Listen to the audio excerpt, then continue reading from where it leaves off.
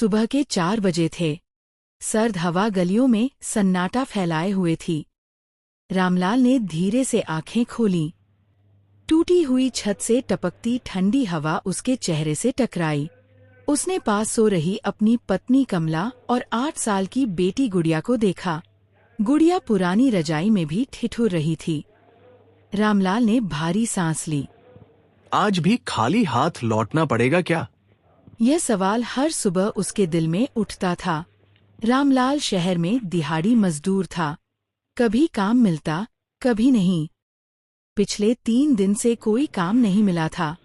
घर में रखा आटा खत्म होने वाला था और गुड़िया की स्कूल फीस भी बकाया थी। कमला की खांसी पिछले कई दिनों से बढ़ती जा रही थी, लेकिन दवा लाने के पैसे नहीं थे। रामलाल चुपचाप उठा, अपने फटे जूते पहने और बाहर निकल पड़ा। चौराहे पर हमेशा की तरह कई मजदूर खड़े थे। ठंड से सबके हाथ कांप रहे थे। एक ठेकेदार आया। उसने 5 मजदूर चुने। रामलाल की ओर देखा, फिर मुंह फेर लिया। रामलाल का दिल बैठ गया। दोपहर तक वह कई जगह गया। निर्माण स्थल, दुकानें, गोदाम, हर जगह एक ही जवाब मिला, आज काम नहीं है। पेट में भूख की आग जल रही थी। उसने सुबह से कुछ नहीं खाया था। शाम ढलने लगी। रामलाल एक बाजार से गुजर रहा था। तभी उसकी नजर एक कपड़े की दुकान पर पड़ी। बाहर टंगी एक नई स्वेटर बहुत सुंदर थी। वही स्वेटर गुड़िया को कितनी अच्छी लगेगी, ये सोचकर उसकी आंखें भर आईं। तभी उसकी नजर दुकान के अंदर रखे खुले काउंटर पर पड़े पैसों पर पड़ी। रामलाल रुक गया। दिल जोर जोर से धड़कने लगा।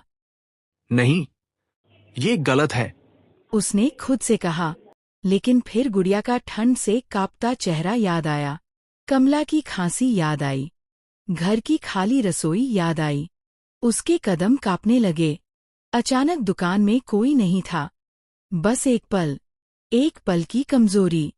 रामलाल ने कांपते हाथों से कुछ पैसे उठाए और तेजी से बाहर निकल गया। कुछ कदम चलते ही उसका शरीर पसीने से भीग गया। दिल रो रहा था। मैं चोर बन गया। उसकी आंखों से आंसू बहने लगे। वह पैसे लेकर घर नहीं गया, सीधे मंदिर की सीढ़ियों पर बैठ गया। कुछ देर बाद दुकान का मालिक वहां से गुजर रहा था। उसने रामलाल को रोते देखा। उसने पूछा। रामलाल टूट गया। उसने सब सच बता दिया और पैसे आगे बढ़ा दिए। माफ कर दीजिए साहब, मजबूरी थी, लेकिन मैं चोर नहीं हूं। दुकानदार कुछ देर चुप रहा। फिर उसने रामलाल का हाथ पकड़ लिया। अगर हर मजबूरी चोर बना दे तो इंसानियत खत्म हो जाए, उसने कहा। उसने पैसे वापस रखे और रामलाल को अपनी दुकान में काम दे दिया। उस दिन रामलाल खाली हाथ नहीं लौटा। घर पहुंचकर उसने कमला के लिए दवा खरीदी। गुड़िया के लिए गर्म कपड़े लाया। गुड़िया ने मुस्कुराकर कहा, बाबा, आप सबसे अच्छे हो। रामलाल की आंखों से आंसू बह निकले। इस बार दुख के नहीं, सम्मान और राहत के। कभी कभी हालात इंसान को गलत रास्ते की ओर धकेलते हैं, लेकिन एक सच्चा दिल अंत में सही रास्ता चुन ही लेता है।